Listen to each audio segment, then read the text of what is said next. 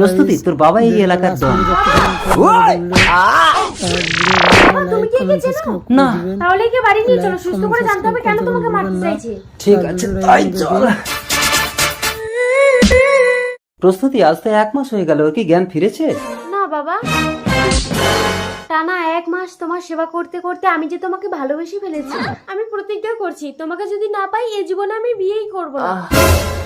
আমি কোথায়? তুমি আমার সবার ঘরে। আমি তোমাকে ভালোবেসে ফেলেছি, তুমি কি আমার প্রেম প্রস্তাবে রাজি? না, আমি বিবাহিত। তোমার বাবা আমার বউকে তুলে এনে আটকে রেখেছে। আমি খুঁজে দেবো তোমার বউকে। চলো আমার বাবার পুরানো গোডাউনে গিয়ে দেখি। চলো। চলো। তুমি আমার গোডাউন থেকে চলে যাও মৌলি। আমার স্বামী আমাকে ভীষণ ভালোবাসতো, তবুও আমি তোমার সাথে পালিয়ে এসেছি। শুধু তোমার টাকা আছে বলে তাই, কারণ আমি জানতাম আমার ভিখারি স্বামী কখনো আমার স্বপ্ন পূরণ করতে পারবে না। বাহ মৌলি বাহ, আমিও আপনাকে ভুল বুঝেছিলাম, ক্ষমা করে দেবেন আমাকে।